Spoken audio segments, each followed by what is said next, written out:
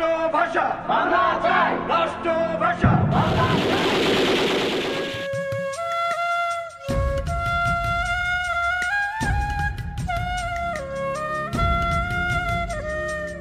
সবাইকে স্বাগত জানাচ্ছি কথা প্রকাশ নিবেদিত মেলার মাঠে মুখোমুখিতে।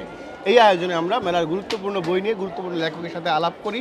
আমার সাথে এই মুহূর্তে আছেন এই সময়ের অন্যতম গুরুত্বপূর্ণ সংবাদ ভাষ্যকার, কথাসাহিত্যিক, সাংবাদিক আলতাফ পারভেজ। আলতাফ ভাই কেমন আছেন? জি ভালো। আলতাফ ভাই, এবার মেলায় আপনারা কি কি নতুন বই? এবার দুটো কাজ করেছি। একটা হলো এই সময়ের গণ আন্দোলন, গণ অভ্যুত্থান নিয়ে, এটার নাম দিয়েছি লাল জুলাই, প্রথমা থেকে এটা বেরোচ্ছে। আরেকটা হলো একটা গবেষণাধর্মী বই, লারমা ও লালডাঙ্গা। কঠিন নাম, আমি মনে রাখতে পারিনি। এটা হলো পার্বত্য চট্টগ্রাম এবং মিজোরামের গেরিলা যুদ্ধের উপর। মানে লাল জুলাই এবং লারমা ও লালডাঙ্গা, এটা বের হবে বাতিগড় থেকে। এই দুইটা বইয়ের পরিকল্পনা আমরা ছোট্ট করে জানতে চাই। লাল জুলাইয়ের মধ্যে কি কি আছে, কিভাবে প্ল্যানটা করলেন? লাল জুলাই তো আসলে পরিকল্পনা হয়েছে গণ আন্দোলনের পরে, ফলে গণ আন্দোলনের এখানে বড় ভূমিকা আছে। গণ আন্দোলন না হলে এই বই হইতো না। হ্যাঁ অবশ্যই, এবং এই গণ আন্দোলনের এক ধরনের ডকুমেন্টেশন বলতে পারেন এটা, পাশাপাশি গণ আন্দোলনকে বিভিন্ন দিক থেকে দেখা। ডকুমেন্টেশনটা মানে এখানে কি কি আছে, কি কি ডকুমেন্টেড করেছেন আপনি? সেটা হলো গণ আন্দোলনের পটভূমি থেকে শুরু করে এর সাংস্কৃতিক দিক পর্যন্ত, এর পলিটিক্যাল ইকোনমি, গণ আন্দোলনের যে বিদেশি প্রতিক্রিয়া, আমাদের রাজনৈতিক দলগুলোর প্রতিক্রিয়া, এরকম নানা দিক থেকে, এটা 10টা দিক থেকে 10টা চ্যাপ্টার, 11টা চ্যাপ্টার আছে বইটা। মানে খুবই গুরুত্বপূর্ণ বই এই গণ আন্দোলনকে বা এই সময়কে, এই প্রেক্ষাপটকে বোঝবার জন্য। আপনার সাংবাদিকতা এবং গবেষণায় সবসময় আমাদের দেশ, এখানকার যে জিও পলিটিক্স, এই সমস্ত বিষয়গুলা খুবই অনুসন্ধানী চোখের মধ্য দিয়ে আসলে উঠে আসে। এই যে আপনি যেই সাংস্কৃতিক দিকগুলোর কথা বললেন, লাল জুলাই বইয়ের মধ্যে যেই দিকগুলো নিয়ে এটা আসলে তৈরি হয়েছে বইটা, তো বইটা পড়লে নিশ্চয়ই মানে পাঠক একটা ডিটেইল ধারণা পাবে যে এই অভ্যুত্থানের সাংস্কৃতিক পাটাতনটা কি ছিল তা নিয়েও। এইবারের গণ অভ্যুত্থান তো বাংলাদেশের ইতিহাসে একটা বড় ঘটনা, কিন্তু কিভাবে এটা হলো, কেন হলো, এর ভিতরে অন্তর্নিহিত যে আরও নানা দিক আছে। আমরা তো শুধু পত্রিকা পড়েছি, আজকে এটা হলো একজন মারা গেছে, 100 জন মারা গেছে, 1000 লোক মারা গেছে, একটা সরকার পরিবর্তন হয়েছে, কিন্তু এই অভ্যুত্থানের তো একটা দার্শনিক দিক আছে, একটা পটভূমি আছে, একটা পলিটিক্যাল ইকোনমি আছে, একটা জিও পলিটিক্স আছে, একটা সাংস্কৃতিক দিক আছে। আমরা গ্রাফিতির কথা বলি, আমরা নতুন গানের কথা বলি, র্যাপারদের কথা বলতেছি, এবং একটা নতুন জেনারেশনের কথা বলি, কিন্তু কিভাবে ব্যাপারটা হলো, এর অন্তর্নিহিত দিকটার তথ্যপত্রগুলো আমি সংরক্ষণ করে রাখতে চেয়েছি। বাহ, দারুণ।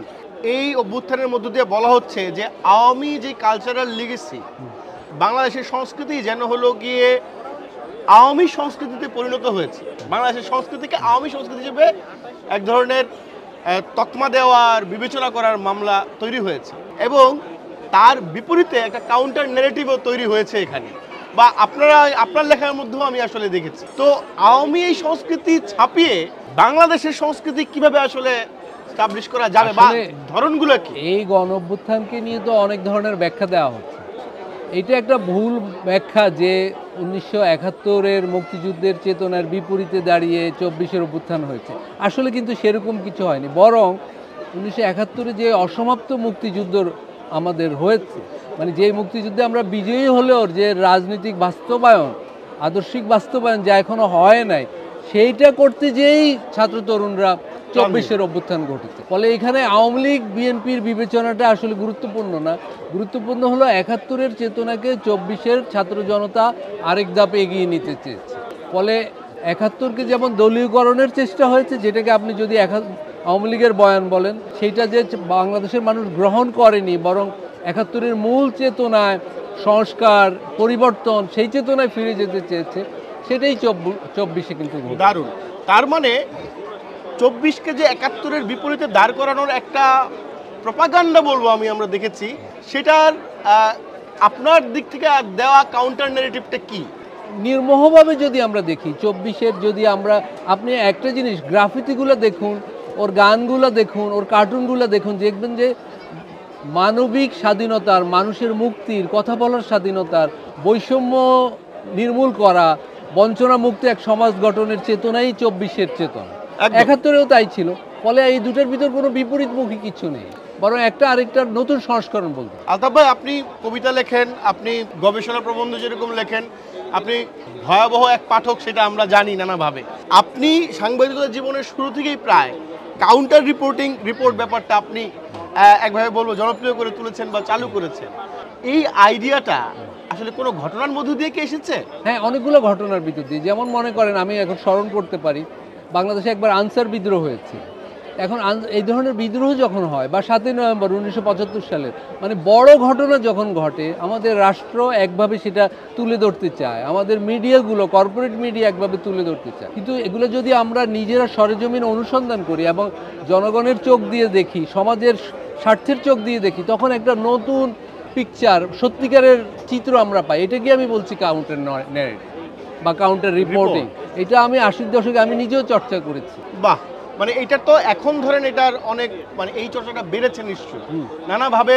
এবং 24-এর অভ্যুত্থানেও আপনি দেখবেন যে যেমন 24-এর অভ্যুত্থান নিয়ে অনেক কিছু বলা হচ্ছে, লেখা হচ্ছে, কিন্তু আপনি যদি এখন কুড়িগ্রামে যান, চট্টগ্রামে যান, নোয়াখালীতে যান, যে কি ঘটেছিল জুলাই অগাস্টে, সেইটাই আমি বলবো যে একটা কাউন্টার রিপোর্ট হবে 24-এর অভ্যুত্থান। দারুণ। আপনার এবারের যে দুটি বই আসলে একদমই সাম্প্রতিক সময়ে ধরে ইতিহাসের ইভেন্টগুলো ধরে এক ধরনের পর্যালোচনামূলক কাজ। এই ইতিহাস পাঠটা আসলে আমাদের এই প্রজন্মের জন্য কতটা জরুরি বলে আপনি মনে করেন? কারণ এখন প্রত্যেকটা দেশ, প্রত্যেকটা সমাজ কিন্তু একটা গ্লোবাল ভিলেজের অংশ হয়ে গেছে। ফলে বাংলাদেশে কি ঘটবে, কি ঘটছে, বাংলাদেশ নিয়ে যে কোনো চিন্তাভাবনা আপনি ভারত, পাকিস্তান, মিয়ানমার এগুলোকে বাদ দিয়ে পারবেন। সেই জন্য আমি আলাদাভাবে আমার সব কাজের পাশাপাশি এথনো পলিটিক্স বলে একটা সিরিজ গবেষণা বই প্রকাশ করছি, যেটার 5টা বই ইতিমধ্যে বেরিয়েছে। এই 5মটা হলো লারমা ও লালডাঙ্গাকে নিয়ে। এটা হলো, এই যে বললাম, আমি মূলত মিজোরাম এবং পার্বত্য চট্টগ্রামের সশস্ত্র সংগ্রামের ইতিহাসকে দেখিয়েছি যে কী ঘটেছিল এবং সেখানকার এখনকার অবস্থা কী। তার মানে আমাদের শুধু ঢাকা কেন্দ্রিক হয়ে থাকলে চলবে না, আশেপাশের অঞ্চলে কি ঘটছে এটা দেখা দরকার। আলতাফ ভাই, এখন আপনি কি নিয়ে কাজ করছেন? এই মেলার বইগুলোর পরে আপনার কাছ থেকে পাঠক কি পাবে? এই মেলার বই যেমন, সেটাও এখনকার সময়ের কারণে এখন একটা আলাপ হচ্ছে যে 1947 নিয়ে বাংলাদেশে খুব আলাপ আলোচনা হচ্ছে। আমি এখন 1947 সালে এখানকার রাজনৈতিক দলগুলো, মানে ভারতবর্ষের রাজনৈতিক দলগুলো, বিশেষভাবে ইসলামপন্থী দলগুলোর ভূমিকা নিয়ে একটা অনুসন্ধান করছি। এটা হয়তো আগামী মেলায় পাওয়া যাবে। দারুণ। এই বাংলাদেশে 5ই জুলাইয়ের পর এই বাংলাদেশের যে অর্থনীতি, বাংলাদেশের যে সংস্কৃতি, আমাদের রাষ্ট্র যেভাবে পরিচালিত হচ্ছে, তা নিয়ে একটা ছোট্ট মূল্যায়ন কি আপনি করতে পারেন? এখনকার রাষ্ট্রের ভূমিকাকে আপনি কিভাবে দেখছেন? আমি মনে করি যে আমাদের যে চেতনা থেকে, যে প্রত্যাশার জায়গা থেকে 24-এর গণঅভ্যুত্থান হলো, প্রায় 1-1.5 হাজার মানুষ শহীদ হলো, সেইটা বাস্তবায়নের ক্ষেত্রে আমাদের অগ্রগতি খুব কম, আমাদের সফলতা এখনও খুব কম। কিন্তু আমি পুরো হতাশ বা আশা ছাড়তে চাই না, কিন্তু এইটা যদি আমরা ব্যর্থ হই, তাহলে বাংলাদেশে পরিবর্তন চেষ্টা বহুকালের জন্য আমরা পিছিয়ে যাব। ফলে এটাকে রক্ষা করতে হবে আসলে। এবং এখানে যারা এখন নীতি নির্ধারক আছে, তাদের সামনে চ্যালেঞ্জটা অনেক বড়, এবং মানুষ অনেক কিছু আশা করছে এখানে নীতি নির্ধারকদের কাছে। ধরা যাক আপনার কাছে টাইম মেশিন আছে, আপনি অতীতের যে কোনো সময় ফিরে যেতে পারবেন, আপনার একজন প্রিয় ব্যক্তিত্ব বা লেখক বা সাহিত্যিকের সাথে আড্ডা দিতে পারবেন, যে কোনো একটা বিষয়ে আড্ডা দিতে পারবেন, আপনি কোথায়, কবে, কার সাথে গিয়ে কি বিষয়ে আড্ডা দেবেন? আমি তাহলে কিউবার বিপ্লবে চলে যাব। সেই সময় আমি চে গুয়েভারার সাথে আড্ডা দিতে চাইবো, বা ফিদেল কাস্ট্রোর। কি বিষয়ে?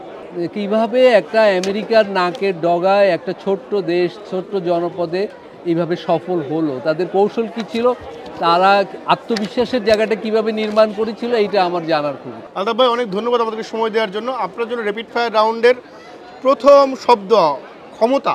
ক্ষমতা খুবই বিপজ্জনক এবং ক্ষমতা আবার খুবই প্রয়োজনীয়। অধিকার। অধিকার তো খুবই জরুরি, যে কোনো, বিশেষ করে বাংলাদেশের মতো দেশগুলোর জন্য। লড়াই। এটা চালাতে হবে আমাদের নিরন্তর। সবচেয়ে বড় জাতীয় সংকট। জাতীয় সংকটটাকে আমি আবার একটা বিতর্কিত বিষয় মনে করি। জাতি মানে কি, একটা দেশ যেমন আমাদের মতো দেশে জাতি কিন্তু অনেকগুলো, বহুজাতিক দেশ। ফলে জাতীয় সংকটের মধ্যে কথাটার ভিতর দিয়ে আমরা অনেক সময় শ্রেণী প্রশ্নটাকে আড়াল করতে চাই। এখানে ধনী শ্রেণীও এবং দরিদ্র শ্রেণী দুটোই একই জাতির অংশ, কিন্তু দুজনের স্বার্থ, দুজনের লড়াইয়ের বিষয় এক নয়। ফলে জাতি কিন্তু খুবই একটা বিপজ্জনক শব্দও বটে। স্বপ্ন। স্বপ্ন দেখি এবং স্বপ্ন দেখাতেও চাই মানুষ। প্রেম। প্রেম জরুরি। প্রকৃতি, আমি বাঁচতে চাই প্রকৃতির মাঝে। গণতন্ত্র, আমাদের জন্য এটা তো অপরিহার্য। সাহিত্য, সাহিত্য ছাড়া আমরা আসলে গণতন্ত্র বা যে একটা সুন্দর সমাজ নির্মাণ করতে পারবো না। স্বপ্নের শহর, এখনো পাইনি। সমুদ্র, সমুদ্রের কাছে যেতে চাই সব সময়। পাহাড়, পাহাড়ও ভালোবাসি। মরুভূমি, মরুভূমিতে যেতে চাই না। জঙ্গল, হ্যাঁ জঙ্গলে যেতে চাই। জঙ্গলে আরাম যেতে চান? দরকার। হ্যাঁ অনেক অক্সিজেন পেতে চাই। নদী, নদীর কাছেও যেতে চাই। সেতু, হ্যাঁ সেতু পেরোতে চাই, সকল সেতুই পেরোতে চাই। আলতাফ পারভেজ। মাঝে মাঝে আয়নায় দেখি। সবসময় চেনেন তো? হ্যাঁ চিনতে পারি। আলতাফ ভাই অনেক ধন্যবাদ আমাদেরকে সময় দেওয়ার জন্য। প্রিয় দর্শক, কথা প্রকাশ নিবেদিত মেলার মাঠে মুখোমুখিতে আমরা কথা বলছিলাম আলতাফ পারভেজের সঙ্গে। দেখা হচ্ছে অন্য কোনো একজন লেখককে সাথে নিয়ে এই আয়োজনের পরের পর্বে। সবাইকে অনেক ধন্যবাদ।